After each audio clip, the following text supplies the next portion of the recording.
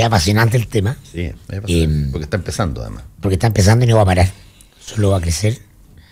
Yo creo que las encuestas van a ir mostrando el paulatino ascenso de Kast, José Antonio, como un fenómeno de época global que también se replica en Chile, ¿no? Es la reacción en lo macro, en lo global, es la reacción a ciertos discursos políticamente correctos que son excluyentes y que se manifiestan más allá de las razones que llevan como verdades únicas también. Y entonces cuando no tenemos una nueva cultura instalada, este proceso de cambio entre la vieja cultura y la nueva tiene una transición.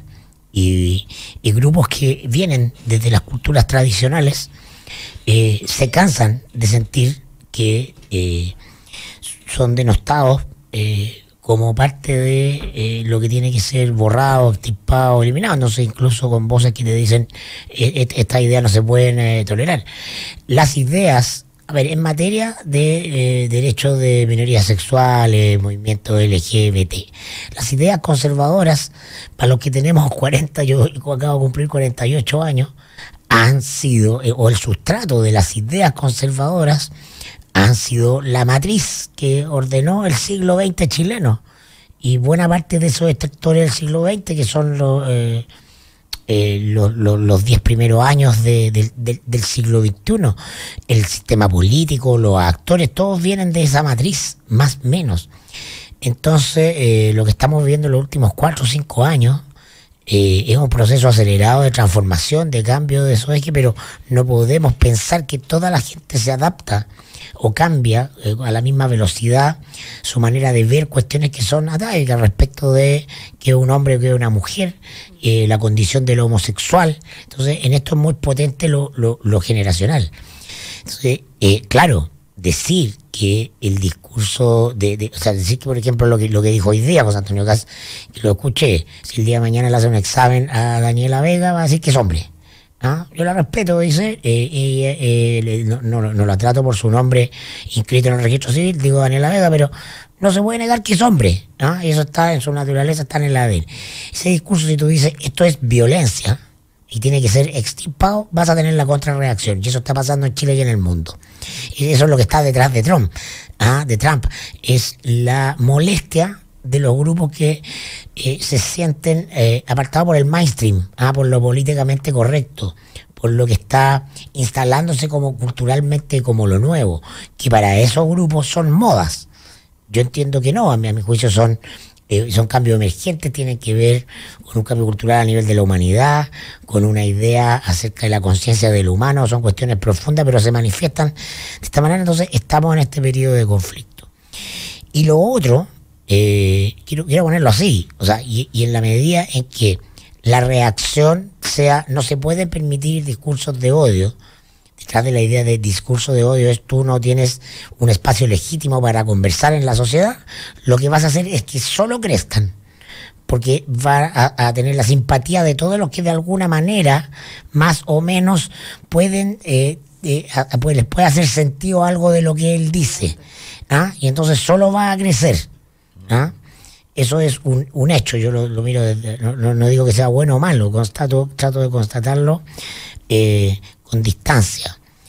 Y lo otro, en el caso particular chileno, el mundo que expresa Kast, digámoslo, lo que está detrás de este pinochetismo 2.0, ¿no? Más allá de la imagen de Pinochet, que a veces se conversa en la reivindicación de los violadores de derechos humanos, o la explicación más bien, dicho, porque no es que lo reivindique y te dice, pero bueno, un contexto histórico, todo ese discurso finalmente es un discurso que tiene fuerza, o puede tener fuerza, porque nunca fue derrotado.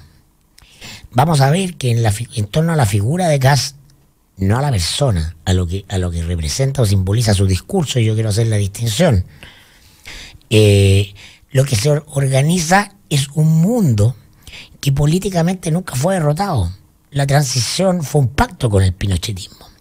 Para que tú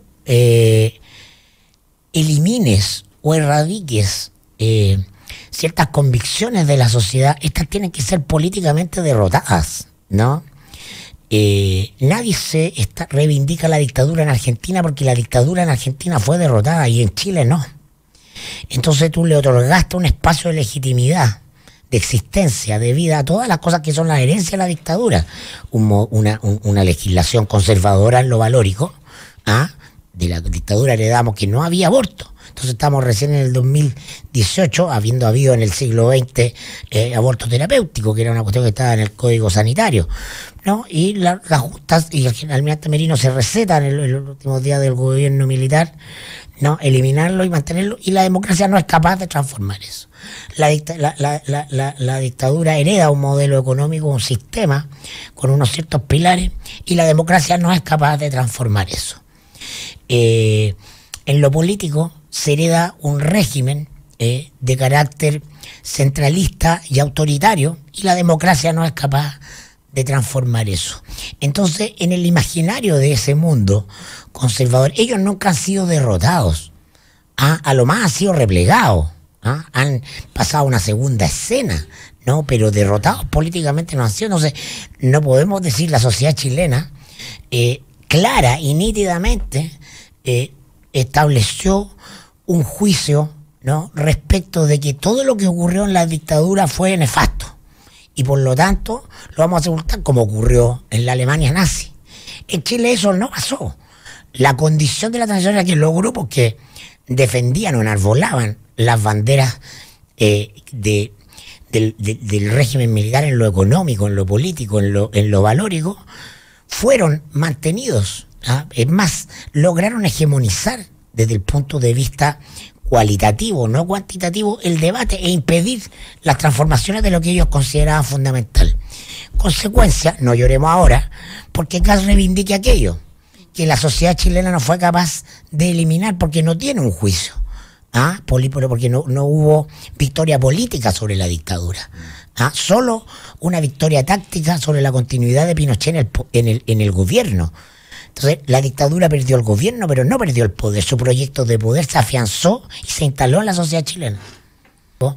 O sea, José Antonio Kast viene de la UDI, ¿no? Fue un parlamentario UDI, ordenado, disciplinado, estudió con Jaime Guzmán Derecho en la Universidad Católica. ¿Qué pasa con un partido que es el eje ordenador de una dictadura criminal como la dictadura de Pinochet?